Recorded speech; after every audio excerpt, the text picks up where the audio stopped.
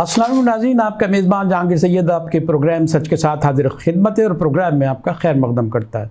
नाज़रीन, जिस तरह के आप जानते हैं कि हमारे प्रोग्राम का फॉर्मेट ये है कि इंतहाई स्पेशलिटी के शोबे से हम यहाँ मदऊ करते हैं अपने मेहमान को, और उसकी जो भी शोबा उनका स्पेशलाइज्ड शोबा होता है उस पर बात करते हैं और उनकी खिदमत के हवाले से जो तारुफ़ तो रहता है लोगों में, लेकिन हम भी ये बताना चाहते हैं कि आपने एक तवील अरसा जो इस खिदमत में गुजारा है, आपने क्या क्या कुछ किया है पाकिस्तान के लिए, मरीज़ों के लिए, डॉक्टर्स की ट्रेनिंग के लिए, ये सारी चीज़ें होती हैं। आप हमारी खुशकिस्मत देखिए कि आज हमारे साथ प्रोफेसर नसीम बलोच साहब मौजूद हैं।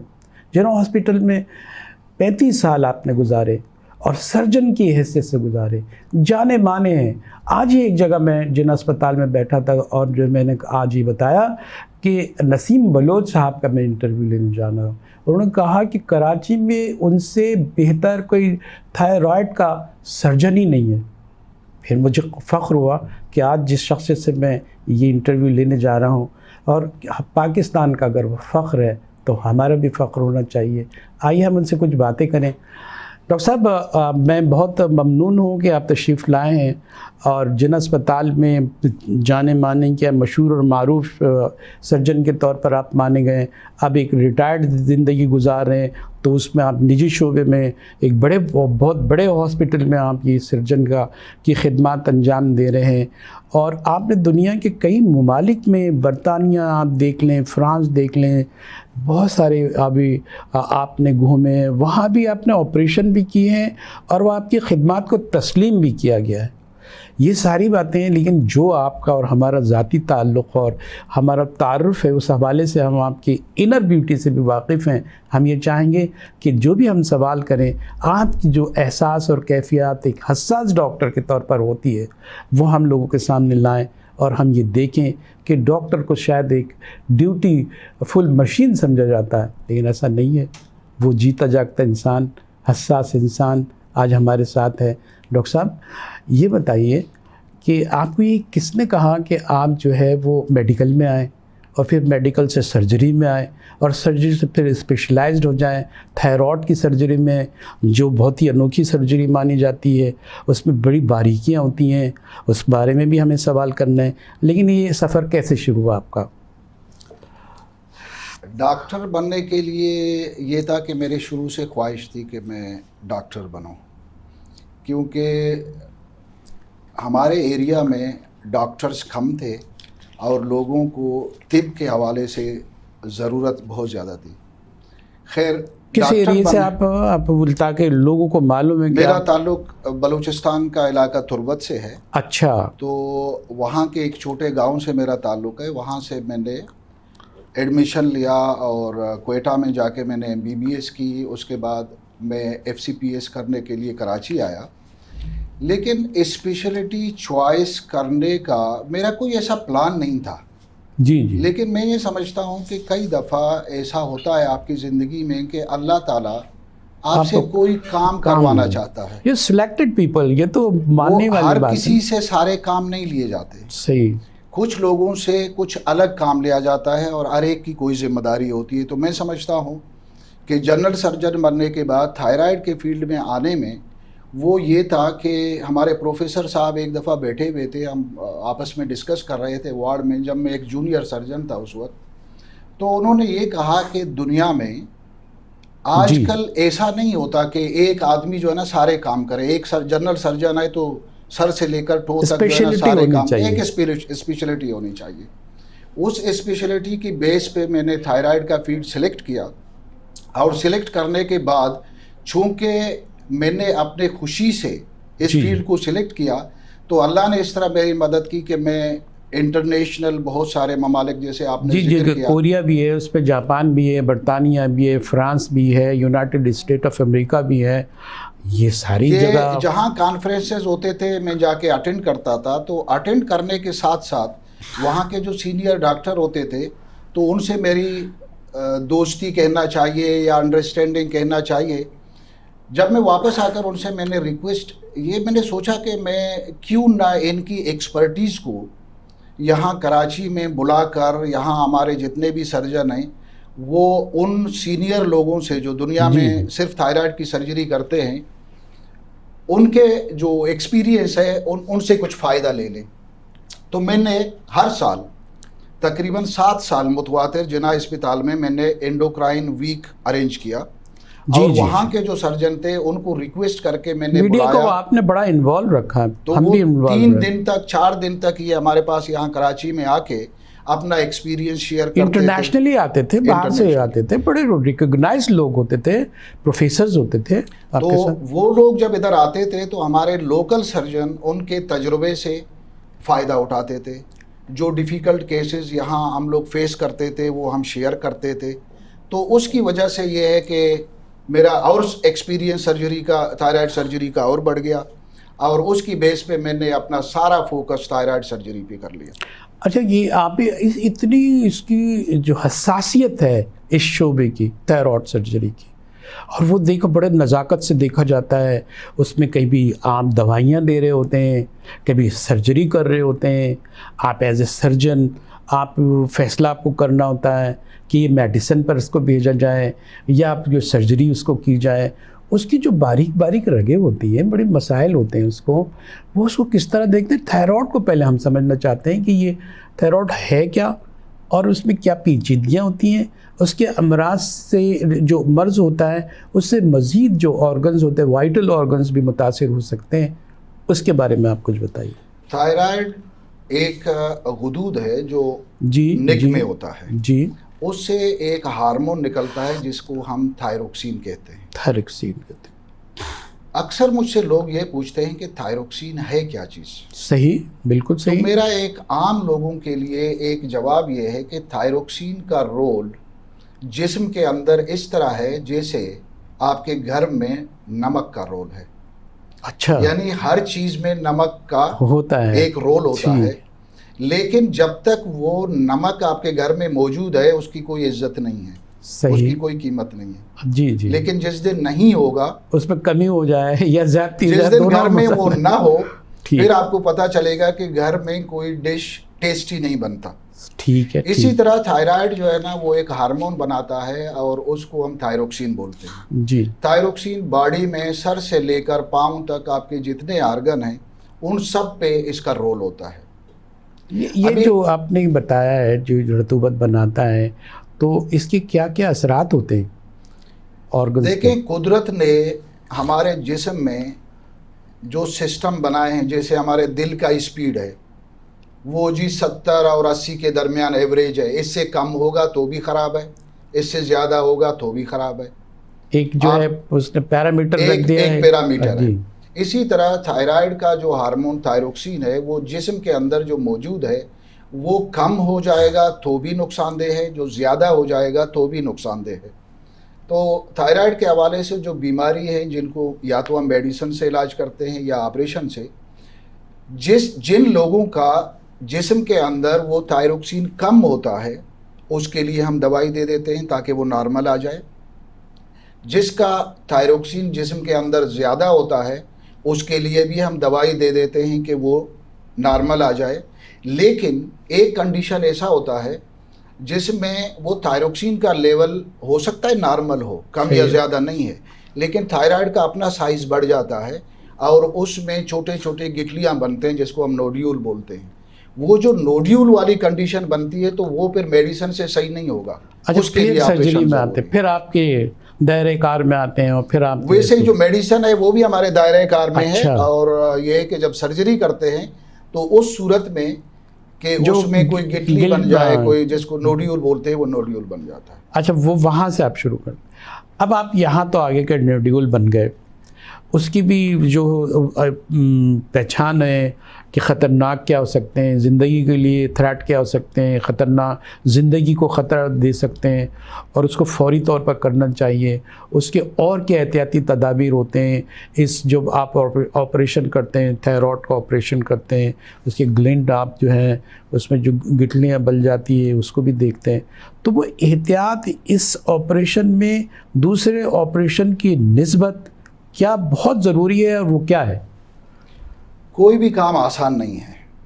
अगर एक मजदूर है वो मजदूरी कर रहा है, उसके लिए भी वो काम मुश्किल है।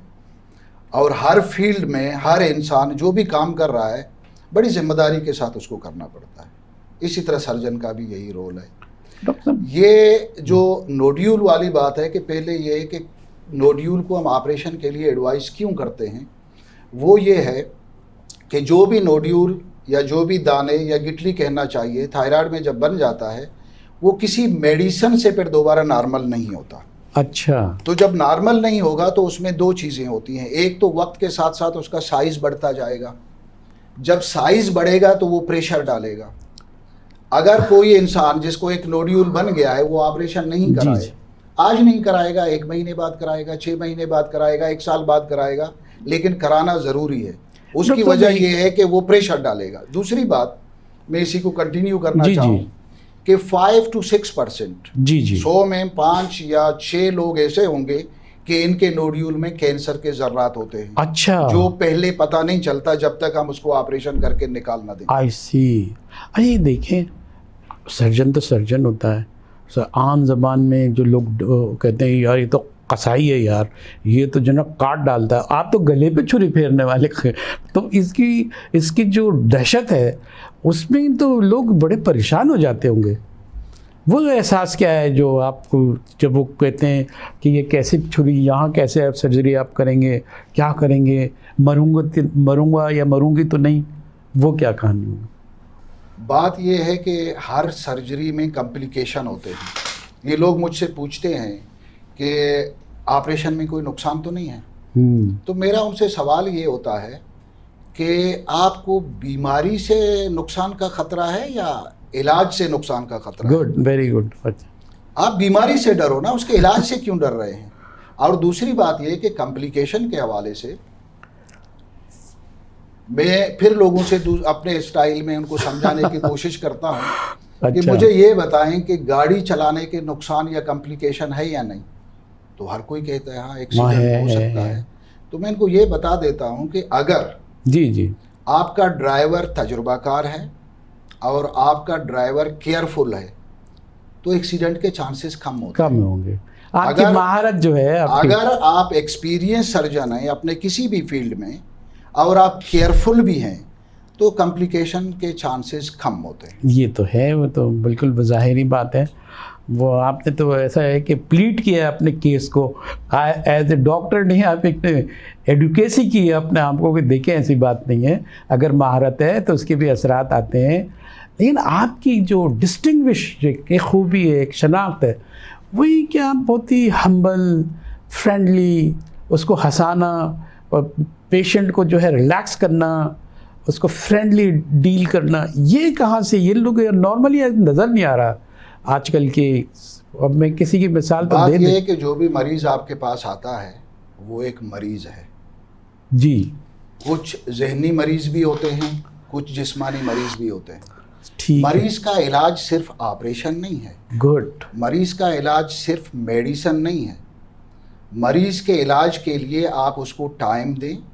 सबसे पहले अपना कॉन्फिडेंस उस पर रखें कि आप उसको उसकी बीमारी के बारे में समझाएं ताकि वो मरीज़ जहनी तौर पे तैयार हो जाए कि मैं सही डॉक्टर के पास गया हूँ। और दूसरी बात ये है कि मरीज़ के साथ जो आपका बिहेवियर होता है वो आपके कॉन्फिडेंस को, उसके कॉन्फिडेंस को बिल्ड करता है। ये तो आज हो ही नहीं रहा है। ये लोग तो निगाह उठा के भी नहीं देखते। वो अपने तो रोबोटिक किस्म के डॉक्टरी हो रही है या सर्जरी हो रही है कि पेशेंट अलग, डॉक्टर अलग, दो पार्टियां एक दूसरे के मुखालिफ ऐसा लगता है, मुताहरिब आमने सामने खड़ी हैं और काम हो रहा है। देखिए सारे डॉक्टर एक जैसे नहीं जी, मैं सबकी बात नहीं कर रहा, आप लोग भी हैं, आप मिसाल हैं, आप मेंटोर के तौर पर। जो लोग सही मानों में प्रैक्टिस करते हैं उनका टारगेट सिर्फ और सिर्फ मरीज होता है। देखें एक हॉस्पिटल है, उसमें वीआईपी कौन है?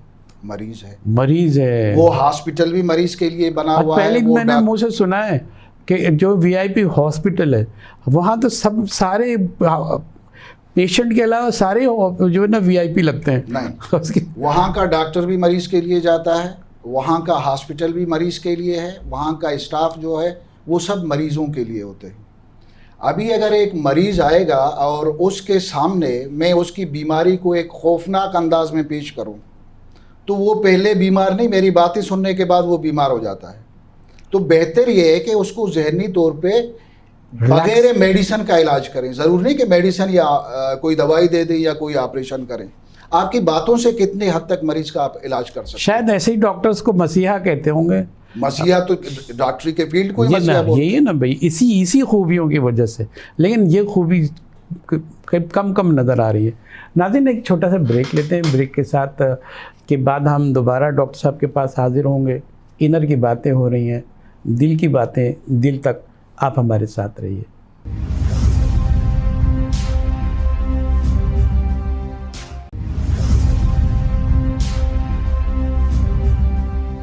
प्रोग्राम में दोबारा हम आपका खैर मकदम करते हैं। हमारे साथ प्रोफेसर नसीम बलोच साहब यहाँ तशरीफ़ फरमा है और आपका 35 साल आपने जिना हॉस्पिटल में एज ए सर्जन, मेंटोर की सर्जन के तौर पर आपने जो है वहाँ खिदमत अंजाम दी है। मेंटोर इसलिए कह रहा हूँ कि आज भी लोग उनकी मिसाल दे रहे होते हैं और काबिल फ़ख्र अंदाज में उनका ज़िक्र हो रहा होता है। आज हमारे साथ हैं, कुछ सवालात हम कर लें ताकि जो आपके जहन में सवालात होते हैं, एक ऐसे माहिर हमारे पास सर्जन है और दर्द दिल भी रखता है इंसानों का, मरीज़ों का, उनसे बात करके बहुत अच्छा लगता है। डॉक्टर साहब, ये कहते हैं कि कैंसर तो सारे होते हैं, कैंसर, और आपकी ये जो थायराइड का कैंसर तो बहुत ही ज़्यादा ख़तरनाक लिया जाता है कि ये तो यहाँ बैठा है, गले में बैठा है, शहरक के करीब है, ये तो शहरक पे भी हमला करता है, ये तो कुछ भी नुकसान हो सकता है। इसमें फ़र्क क्या है दूसरे कैंसर में, इस कैंसर में फ़र्क क्या है डॉक्टर साहब? और जब आप देखते हैं कि हाँ बात तो सही कह रहा है, लेकिन आप इसको कैसे क्लैरिफाई करते हैं और आपकी जो एक्सपर्ट ओपिनियन क्या है इस सिलसिले में? देखिए, कैंसर के नाम से तो हर कोई खौफज़दा होता है जब लफ्ज़ कैंसर सुनते हैं, लेकिन आपने जिस तरह सवाल पूछा कि बाकी कैंसर और थायराइड के कैंसर में क्या फ़र्क है, तो उसका जो बुनियादी फ़र्क है कि थायराइड कैंसर क्योरेबल है, इसका इलाज हो सकता है। वो किस तरह कि लेकिन वो भी अर्ली स्टेज पे हो सकता है और बाद में ज़रा लेटर हो गया तो नहीं हो सकता, ऐसा इसके साथ भी है? नहीं, अगर दूसरे जितने भी आर्गन हैं वहाँ पे जब कैंसर होता है, चाहे जितना भी छोटा कैंसर हो, उसके ऑपरेशन के बाद फिर कीमोथेरापी और रेडिएशन और शुआएं, हाँ, ये चीज़ें लगती हैं। थायराइड में ऐसा नहीं होता। अच्छा, अगर थायराइड का कैंसर थायराइड के बाउंड्री के अंदर हो, यानी उससे बाहर नहीं निकला, अवॉइड नहीं किया उसने, स्प्रेड नहीं किया हो, और किसी और जगह को मुतासिर नहीं किया है, तो अगर हम थायराइड का टोटल थायराइड को निकाल दें और उस एरिया को क्लियर करें, तो उसके बाद कुछ ना कीमोथेरापी की ज़रूरत है, ना कोई शुआ या रेडिएशन की ज़रूरत है। थायराइड के बगैर भी काम चल सकता है इंसान का? इसमें थायराइड के जिस तरह मैंने पहले आपने कहा कि आप निकाल दिए उसको ना, उसको जब डिस्प्लेस कर दिया, वो जो उसको ऑपरेट कर दिया। देखिए, जब थायराइड का काम होता है थायरोक्सिन बनाना, जब हम थायराइड को पूरा निकाल देते हैं तो जिस्म के अंदर थायरोक्सिन नहीं होता। उसकी तो जब थायरोक्सिन नहीं होगा तो मार्केट में थायरोक्सिन टेबलेट अवेलेबल हैं जो हम रिप्लेसमेंट के तौर पे दे देते हैं, सप्लीमेंट के तौर पे दे देते हैं। एक सप्लीमेंट होता है, एक रिप्लेसमेंट होता है। सप्लीमेंट तो वो है कि जिसमें सपोर्ट कर रहा होता है, सपोर्ट, यानी कि थायराइड मौजूद है, लेकिन वो पूरा काम नहीं कर रहा है, आपकी ज़रूरत को पूरा नहीं कर रहा है, उसमें हम थायरोक्सिन देते हैं, उसको हम कहते हैं सप्लीमेंटेशन। लेकिन जब पूरे थायराइड को ऑपरेशन करके निकाल देते हैं तो उसके बाद हम जो थायरोक्सिन देंगे उसको हम कहते हैं रिप्लेसमेंट, क्योंकि जिस्म के अंदर है नहीं। तो हमें क्या करना होता है कि थायराइड निकालने के बाद अगर जी थोड़ा बहुत आपको डाउट भी रहे कि ये बाहर निकला होगा, जिस्म के किसी और हिस्से में गया होगा, तो उसमें एक ड्रॉप पिलाते हैं, बस एक। अच्छा, तो उसका जितना भी सेल जिस्म के अंदर मौजूद है वो उस ड्रॉप पिलाने के बाद ख़त्म हो जाता है। और हम लोग फिर क्या करते हैं कि उसको मॉनिटरिंग के लिए सिर्फ थायरोक्सिन देखते रहते हैं कि वो हमें मेंटेन करना होता है। उसके बाद उसका कोई और ख़तरा नहीं होता और वो कैंसर का असर जिस्म में हमेशा के लिए ख़त्म होता है। कोई भी कैंसर ऐसा नहीं है जो इस तरह ख़त्म हो जैसे थायराइड का ख़त्म होता है, मतलब रूट आउट हो जाता है, बिल्कुल रूट ही नहीं रहती। देखिए, शर्त ये है कि वक्त पे ऑपरेशन हो। वक्त का क्या मतलब? वक्त का मतलब ये मैं आपको आम लेमैन की एक जी जी language है, में। यही तो आपकी खूबी है कि आप जो बात कर रहे हैं मुझे भी समझ में आ रहे हैं और मेरे नाज़रीन को भी समझ में आ रही है। अभी इस कमरे में अगर आग लग जाए, मैं आपको मशवरा दूं कि आग बुझाते हैं, जी जी। आप डिले करेंगे, उसके बाद पूरे बिल्डिंग में आग लगेगी और आप फिर आकर कहेंगे कि चलें उस कमरे का आग बुझा लेते हैं, तो फ़ायदा क्या हुआ? लेट। यानी इनिशियल स्टेज पे अगर किसी को थायराइड कैंसर है, उसको हम ऑपरेट करें तो इसका मतलब है कि शुरू में हमने आग पे काबू पा लिया। अगर वो आग फैल जाए, जिस्म के किसी दूसरे हिस्से में चला जाए और अच्छा, फिर वो आप आ जाए, दूसरे हिस्से में जा सकता है, वहाँ खतरात होते हैं। बात यह है कि जो लिमिटेड एरिया था जिसको आप ऑपरेशन करके निकाल सकते थे, वो लिमिट से बाहर निकल गया। हर जगह का तो आप ऑपरेशन नहीं करेंगे। सही तो सही। बेहतर ये है कि वक्त पे जो शुरू का स्टेज हो उस वक्त उसका इलाज किया जाए, बजाय के डिले करके कॉम्प्लिकेशन बढ़ जाते हैं। देखिए, एक बड़ा अहम सवाल है, इत्तेफाक से अहम सवाल ही जो है हम डिस्कस कर पा रहे हैं। एक जो प्रेगनेंसी होती है, ख़वातीन में एक मिथ है, हकीकत है, रियलिटी है, ये क्या है, अफसाना है, कुछ मुझे नहीं मालूम। As doctor, as expert doctor, surgeon, आप ये बताएं कि प्रेगनेंसी में कहा जाता है, थोड़ा के टेस्ट भी होते हैं, उसमें देखते हैं कि क्या है, और उसमें दिमाग में हमेशा औरतों की ये होता है कि प्रेगनेंसी अब हो नहीं सकती क्योंकि थायराइड की मरीज़ा हैं वो। जब इस तरह सूरत हाल हो तो कितनी मायूसी होगी। एक तो ख़ुद हार्ट हो रही है बेचारी, उसको तकलीफ़ उठा रही है, और आइंदा की जो है उसकी उम्मीद भी ख़त्म हो गई है। क्या इसमें कुछ सच है या ये कहानी के तौर पर फैल गया है? मेरे पास अक्सर ये मरीज़ आते हैं, उनके 2-3 सवाल होते हैं कि किसी को थायराइड की बीमारी हो, उसको प्रेगनेंसी नहीं होती। दूसरा सवाल ये होता है कि जो थायराइड के मेडिसिन ले रहे हों उनको प्रेगनेंसी नहीं होती। तीसरा इनका सवाल होता है कि जी थायराइड का जब ऑपरेशन होगा तब भी प्रेगनेंसी नहीं होगी। ये तीनों बातें गलत हैं। तीनों बातें गलत है। वो आप मुझे 3 ही दफ़ा कह के दिखाएं, क्योंकि लोग बहुत परेशान हैं। तीनों बातें गलत हैं, ये तीनों बातें मिथ हैं, ये जो है एक फसाना है, ये उड़ाई हुई खबर है। और वो मैं अपने नाजरीन को ये समझाना और ये बताना चाहता हूँ कि जिस तरह पहले मैंने कहा कि जिस्म को थायरोक्सिन का एक लेवल चाहिए, ठीक है, अगर वो लेवल नीचे है, नॉर्मल से नीचे है, तब भी प्रेगनेंसी नहीं होगी। जो नॉर्मल से ऊपर है तब भी प्रेगनेंसी नहीं होगी। तो ये है इसका ट्रीटमेंट का तरीका। नॉर्मल रखें और मेडिसिन से वो नॉर्मल रह सकता है। जब आप मेडिसिन लेंगे, इसका मतलब ये है कि आपने थायरोक्सिन के लेवल को बराबर किया है, जो रेंज है। तो आप उस रेंज में रहेंगे, थायरोक्सिन के रेंज में रहेंगे, प्रेगनेंसी का कोई इशू नहीं होता। अभी उस रेंज से अगर आप बाहर हैं, रेंज से मतलब ये है कि आपका थायराइड सही काम नहीं कर रहा है, आप उसके सप्लीमेंट नहीं ले रहे हैं, तो भी प्रेगनेंसी नहीं होगी। जिसका थायराइड ज़्यादा काम कर रहा है, वो उसको कम करने के लिए मेडिसिन नहीं ले रही है, तो भी प्रेगनेंसी नहीं होगी। जिस मरीज़ का थायराइड का ऑपरेशन हुआ है, उसको थायरोक्सिन की ज़रूरत है, वो नहीं खाएगी, ना वो डिफिशिएंट हो ना एफिशिएंट हो, वो अपनी रेंज में हो। वो रेंज में हमें रखना होता है। उस रेंज को रखने के लिए सिर्फ हमारे पास एक पैरामीटर होता है, TSH। हाँ, वो तो टेस्ट होता है, वो एक टेस्ट है। हम हर 3 महीने के बाद वो टेस्ट करा लेते हैं। वो टेस्ट हमें बता देता है कि ये थायरोक्सिन जो ले रही हैं वो बिल्कुल इनके लिए नॉर्मल है। और वो थायरोक्सिन जिस्म के अंदर जब नॉर्मल रेंज पे होता है तो प्रेगनेंसी का कोई इशू नहीं है। सिर्फ ये ख्याल रखना है कि थायरोक्सिन जिस्म के अंदर कम भी ना हो, ज़्यादा भी ना हो। अच्छा देखिए, ये थायरोक्सिन जो है वो अंदर से बॉडी प्रोड्यूस नहीं करती। ये जो है हमको किस तरह ये प्रोड्यूस होता है, किस तरह बनता है? जैसे विटामिन C को है ये बाहर से लेना पड़ता है, एज ए सप्लीमेंट लेना पड़ता है। तो इसकी सप्लीमेंट लेना बहुत ज़रूरी है कि जैसे 3 महीने बाद चेक किया, वो ठीक आया, अब वो दवाई रोकी जा सकती है या उसको कंटिन्यू किया जा सकता है ताकि वो जो मेंटेन रहे? इसकी क्या बात? जिस वक्त वो मेडिसिन ले रहा है वो पेशेंट, हाँ, और उसमें वो थायरोक्सिन का लेवल मेंटेन है, तो मेडिसिन को बंद नहीं करते। फिर हम उसको टेपर करना शुरू करते हैं, उस शर्त में कि अगर उसका थायराइड मौजूद है लेकिन पहले काम नहीं कर रहा था, कम काम कर रहा अच्छा था। अच्छा, हमने अब active उसको हो जाता है। सपोर्ट के लिए थायरोक्सिन दे दिया, फिर हम उसको जो है ना टेपर करके आस्ता आस्ता जब उसका थायराइड नॉर्मल फंक्शन शुरू करेगा फिर हम उसके थायरोक्सिन को बंद करेंगे।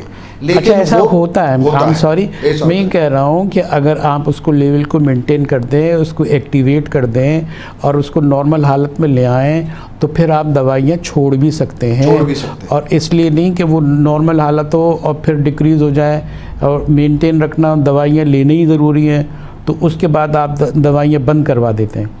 इसमें हम क्या करते हैं कि जब 3 महीने बाद बुलाया, ऐसे लगा कि जी इसका थायराइड का जो हार्मोन हमने दिया है वो अभी इसको हम कम कर सकते हैं, उसको थोड़ा सा कम करके 3 महीने के बाद रिपीट करके देखेंगे कि क्या मज़ीद कम कर सकते हैं या दोबारा डोज बढ़ा दें। अच्छा, दोबारा। लेकिन उस मरीज़ का जिसका थायराइड ऑपरेशन करके निकल चुका है उसको फिर लाइफ लॉन्ग लेना पड़ेगा, उसको सारी ज़िंदगी वो टेबलेट लेनी होगी।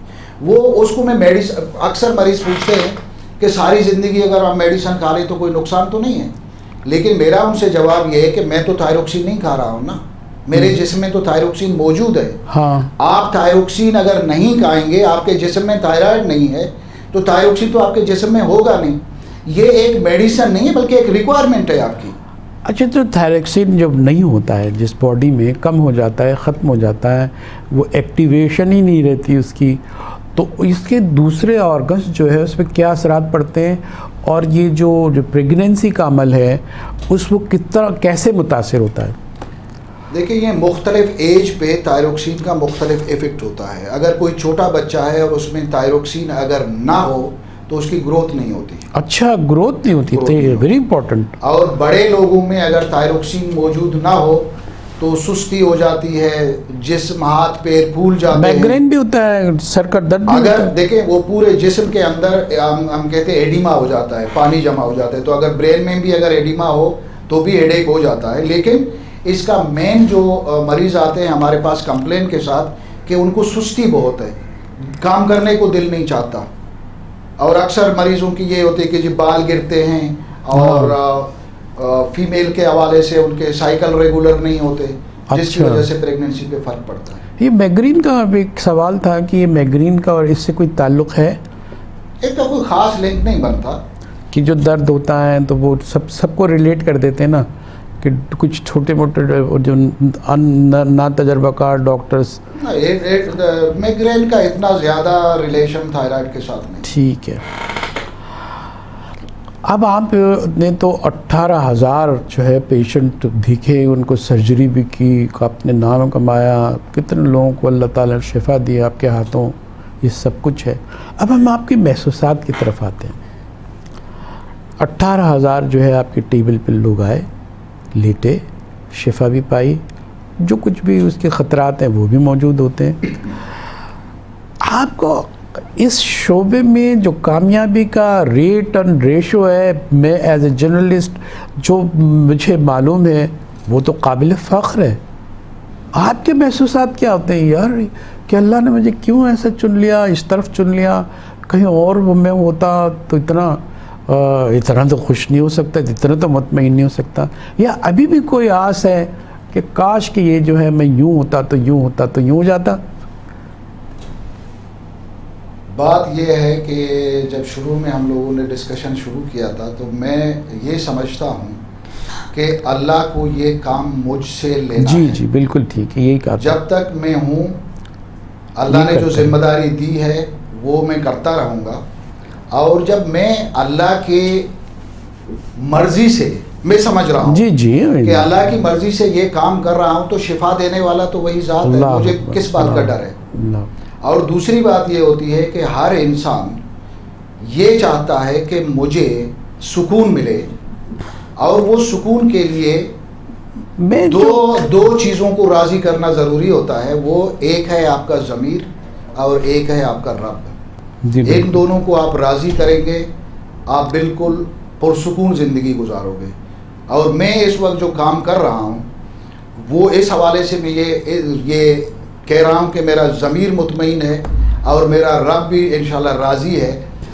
उसकी वजह यह है कि मैं इस कराची के इस बिज़ी लाइफ में जो मैं इतना प्रैक्टिस कर रहा हूँ, उसके बावजूद जिस एरिया से मेरा ताल्लुक़ है तुर्बत से, मैं अभी भी महीने में 2 दफ़ा यानी अल्टरनेट संडे में अभी भी जाता अपने गांव में जाते हैं। 93 से मैं जा रहा हूँ ये और तो वहाँ जाकर जो लोग हैं, उनका जो हक बनता है कि कैसा हीरो पैदा किया उन्होंने उस इलाके से, वो कराची में नहीं आ सकते, तो मैं उधर जाकर उनके उस एरिया के मुताबिक जो मैं उनको सर्विस दे सकता हूँ मैं दे देता हूँ, ताकि वो कराची आने के लिए इतनी परेशानी और इन चीज़ों से बच जाए। बड़ा दुख होता होगा, कुछ ऐसे पेशेंट आ जाते होंगे, वो कर्ब होता होगा, महसूसात होते होंगे।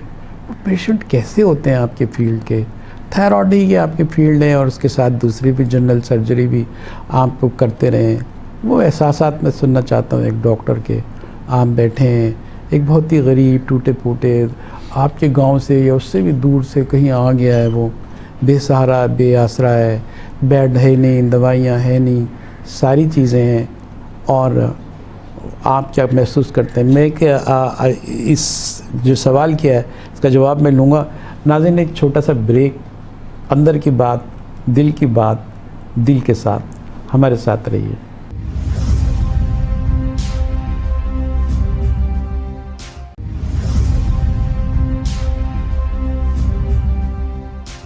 वेलकम बैक नाज़रीन। प्रोग्राम में हम आपका दोबारा खैर मकदम करते हैं। डॉक्टर साहब सर्जन हमारे मौजूद हैं, प्रोफेसर नसीम बलोच साहब। मैंने सवाल आपसे किया था, ये टूटे फूटे लोग हमारे मुल्क में, दिल के टूटे हालात के मारे आते हैं और कहीं दवाइयाँ नहीं हैं तो कहीं बेड नहीं है, अजीब सब बेसर व सामना नहीं। आप ही की अस्पताल की बात नहीं कर रहा हूँ, तो पूरे पाकिस्तान में यही कुछ नज़र आता है। उस वक्त एक हसास डॉक्टर सर्जन क्या महसूसात होते हैं, क्या चाहता है, किस तरह वो जो बिहेव कर रहा होता है, किस सूरत हाल से गुजर रहा होता है? देखिए, मरीज़ बहुत मजबूर एक शख्स है। वो अपनी बीमारी लेके उसके पास जो कुछ भी है वो लगाने के लिए तैयार है।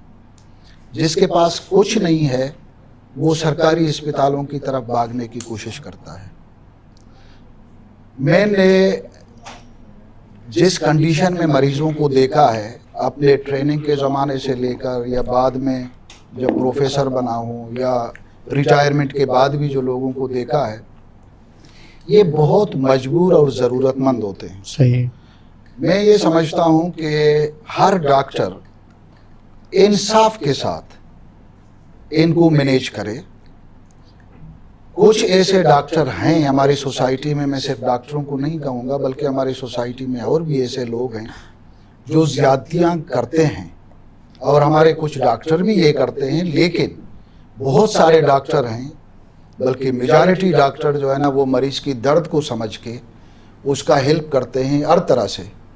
उसके ट्रीटमेंट के हवाले से भी वो फ्री में करते हैं। इवन कई दफ़ा ऐसा होता है कि इन गरीब लोगों को हम लोग पैसे भी दे देते हैं, और सरकारी हॉस्पिटल में हमारा जो कुछ अप्रोच होता है हम रिक्वेस्ट करके उनको एडमिशन भी दिला देते हैं, क्योंकि ये एक ऐसा तबका और ऐसा मजबूर लोग होते हैं कि इनकी खिदमत करना, मैं समझता हूँ कि डॉक्टर नहीं, डॉक्टरों के अलावा दूसरों को अभी फ़र्ज़ बनता है।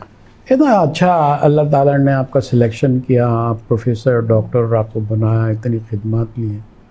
आपकी औलाद, आपके घर वाले क्या इस शोबे से वाबस्ता होना चाहेंगे या हैं? हैं। अच्छा, हैं का क्या जवाब बता दीजिए। बात यह है कि मेरी मिसेस भी डॉक्टर हैं। अच्छा। वो रिटायर हो गई हैं, और मेरी 2 बेटियां हैं माशाल्लाह, वो भी दोनों डॉक्टर हैं। अच्छा, वो किस किस शोबे की डॉक्टर हैं? वो अभी उन्होंने MBBS किया है, अच्छा, अपना फ्यूचर प्लानिंग कर रहे हैं आगे पढ़ने। और आपकी मिसेस किस शोबे में? वो रेडियोलॉजी में जिना हॉस्पिटल में होती थी, और वो 2020 में रिटायर हो गई। आप उनकी खिदमत और आपकी खिदमत ज़रा मुकाबले पे तो रहती होगी ना, तो वो आपको किस नज़र से देखती हैं? सारी दुनिया एक तरफ होती है और अहलिया एक तरफ होती है, उसकी अपनी राय होती है। आपकी अहलिया की आपकी खिदमत के बारे में, आप इससे आप जो आपने कुछ किया है उसके बारे में क्या आप उनका ओपिनियन है? बात यह है कि वो चूँकि मेरे फील्ड से उनका वास्ता है, दोनों हम डॉक्टर हैं, तो वो मेरी मजबूरियां और मेरी मसरूफियात बेहतर समझ सकती हैं।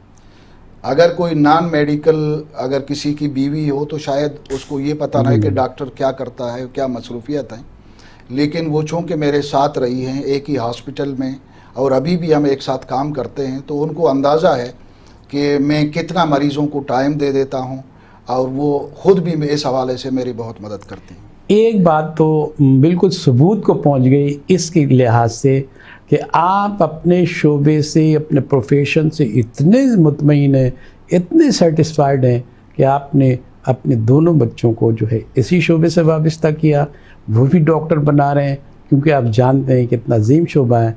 वरना लोग समझते हैं कि ये डॉक्टर और छोड़ो यार, कोई और काम में लगाओ, कारोबार करवाओ इसको, बड़ी इसकी जो है एक दौलतमंद शख्सियत होगी और लोग यूँ करेंगे यूँ करेंगे।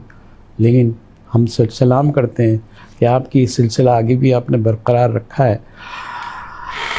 नाज़रीन, हम आपसे, डॉक्टर साहब से, हमारे प्रोफेसर नसीम बलोच से एक मैसेज भी आपके लिए लेंगे, लेकिन जो कुछ बातें हैं उसका समराइज़ करके लबोलबाब हम आपके सामने रखते हैं, क्योंकि हमारे प्रोग्राम का वक्त तकरीबन ख़त्म हो चला है।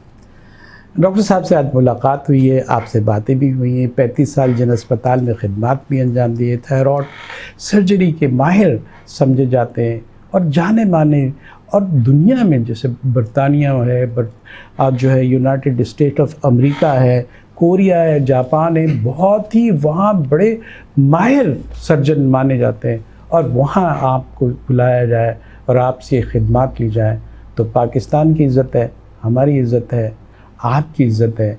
और हम ये चाहते हैं कि ऐसे हीरो आगे बढ़ें, आएँ। और आपने कई चीज़ ऐसी बताई हैं जो बड़ी हैरत अंगेज़ थी और लोगों को एक आपने डिलीवर किया, आप मासिस को आगाही दी आपने कि ये जो कैंसर है, इसका जो थायराइड का कैंसर है, ये ऐसा नहीं है कि दूसरे कैंसर की तरह जो है उसका ऑपरेशन ना किया जाए, रूट आउट हो जाता है, उसकी जड़ें ख़त्म हो जाती हैं। इस कैंसर की ये खूबी है कि इसमें थायराइड में ऐसे सर्जन, हम जो हाईली क्वालिफाइड और एक्सपीरियंस सर्जन अगर हमें मैसर आते हैं तो कोई ज़िंदगी को थ्रेट, कोई ख़तरा नहीं होता। दूसरी बात ये भी है कि थायराइड के बारे में ये है कि प्रेगनेंसी के जो मसाइल होते हैं, और उसके अंदर एक बड़ी मशहूर मिथ है कि ये वो अगर वो उसमें जो इसका पेशेंट होता है थायराइड का थायरॉक्सिन उसमें कम होती है तो उसमें बच्चे पैदा करने की सलाहियत नहीं होती है। आपने बड़ी वजाहत से बता दिया कि ऐसी बात नहीं है, इसकी डिफिशियंसी को आप कवर कर सकते हैं। आप उसको एफिशिएंट करने के लिए आप मेडिसिन सप्लीमेंट के साथ जो है दूसरी मेडिसिन आप देते हैं, उसकी नॉर्मल रेंज में लाते हैं। और नॉर्मल रेंज का मतलब है कि थायरॉक्सिन का मसला, थायराइड का मसला इस वक्त मौजूद नहीं है। और आपने एक और बड़ी अहम बात ये बताई है कि इसमें ये भी है कि हम जो दवाइयाँ देते हैं और जो टेस्ट हम 3 महीने बाद करते हैं, TSH का टेस्ट करते हैं हम, उससे मालूम हो जाता है कि ये नीचे जा रही है, इसका स्केल नीचे है, ये ऊपर है। अगर वो मेंटेन रहता है तो फिर एक वक्त ऐसा भी आता है कि ये दवाइयाँ भी छूट जाती हैं और इससे जान बख्शी हो जाती है। इसलिए कि तकलीफ़ तो होती है दवाइयों के इस्तेमाल से, उससे भी बच जाती है। आपने कहते हैं कुछ लोग बशारत देने वाले हैं, खुशखबरियाँ सुनाने वाले हैं। डॉक्टर साहब ने बड़ी खुशखबरियाँ सुनाई हैं कि ये अगर थायराइड से मुतासिर माँ और बच्ची की ज़िंदगी को कोई ख़तरा नहीं हो सकता, मेंटेन करना चाहिए, ऑपरेशन भी कराना चाहिए। अगर एक हद से बढ़ जाए और जो है न्यूट्रल पैदा हो जाते हैं, गिल्टियाँ बन जाती हैं, तब तो ऑपरेशन की ज़रूरत होती है। और ऑपरेशन भी कामयाब ये होता है कि उसमें कैंसर जो है वो रहता नहीं है। बाकी अगर उसमें कैंसर पैदा हो गया है तो, और दूसरी बात ये है कि ये मेडिसिन से भी जा सकता है। तीसरी बात, हौसला अफ़ज़ा बात आपने बताई है कि जो सबसे डॉक्टर का किरदार, एक बंझे हुए एक इंसान, शरीफ नफ्स डॉक्टर का किरदार ये है कि वो पेशेंट को हिम्मत बढ़ाए, उसको ये बताए कि उसकी बीमारी इतनी ख़तरनाक नहीं है।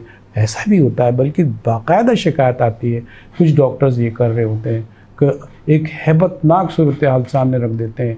पेशेंट तो गिरता ही बिगड़ता है, उसके चाहने वाले भी जो है कहीं लाखर से हो जाते हैं, बेदम से हो जाते हैं कि हम तो बड़ी मुश्किल में फंस गए। हाँ, और इन सारी चीज़ों से बचने के लिए डॉक्टर साहब जैसे अल्लाह ताला हज़ारों डॉक्टर हमें दें, प्रोफेसर दें जो इनर के लोग हों, एहसास के लोग हों, और ये एहसास के लोग ही इंसान को जो है वो ज़िंदगी बख्शने की बहुत खूबी रखते हैं। इसीलिए उन्हें मुंतखब लोग, अल्लाह के मुंतखब बंदे कहा जाता है। डॉक्टर साहब, ये सारी चीज़ तो मैंने तस्वीर कशी की, दिल कशीदा तस्वीर की। आप ये बताएं कि हमारे जो है नाजरीन है उन्हें आप कोई पैगाम देना चाहें कि आप एज ए पेशेंट उन्हें क्या कुछ करना चाहिए, पैगाम तो आपके पास है। मैं अपने सुनने वालों को या देखने वालों को ये मैसेज देना चाहता हूँ कि आजकल सोशल मीडिया का दौर है और कोई भी चीज़ आपको चाहिए मार्केट में तो आपको सोशल मीडिया से इजीली पता चलता है। तो जब चीज़ लेने के लिए आप सोशल मीडिया का सहारा लेते हैं तो अपने इलाज के लिए यही सोशल मीडिया अवेलेबल है। आपको जिस आर्गन का या जिस चीज़ की बीमारी है आप सर्च करें, आपको प्रॉपर कंसल्टेंट आप ढूंढें। अगर कोई थायराइड का सर्जन है या कोई थायराइड का डॉक्टर है आप उसके पास जाएं। अगर कोई दूसरे ब्रेस्ट का कोई सर्जन है आप उसके पास जाएं। कोई लेप्रोस्कोप का सर्जन है आप उसको ढूंढें। जो आपका प्रॉब्लम है आपको स्पेशलिटी आपको सोशल मीडिया से मिलेगा। आप लोगों से पूछें बजाय इसके अनक्वालिफाइड छोटे डॉक्टर और छोटे अस्पतालों के पास जाने से। आप छोटे डॉक्टरों के पास जाएंगे, उनका एक्सपीरियंस नहीं होगा, वो आपको परेशान करेंगे। आप छोटे अस्पतालों में जाएंगे, वो अपने इनकम के चक्कर में आपको फंसा देंगे। आप बड़े हॉस्पिटल में जाएं, बड़े डॉक्टरों के पास जाएं, उनका एक्सपीरियंस आप लें और अपना प्रॉपर इलाज करवाएं। बहुत शुक्रिया प्रोफेसर साहब। प्रोफेसर नसीम बलोच साहब आज हमारे साथ रहे, बहुत सारे सवालात किए और महसूस ही होता है कि एक डॉक्टर का जो हमारे फ्रेम बनता है पूरे इंटरनेशनली वो इसी तरह होता है। और जो है हम ये चाहेंगे कि डॉक्टर साहब को आइंदा किसी मौके पर प्रोफेसर साहब नसीम बलोच साहब को स्पेशली हम यहाँ मदऊ करें और फिर बातें करें, फिर सवालात करें। आइंदा मुलाकात तक के लिए इजाज़त दीजिए। अल्लाह हाफिज़।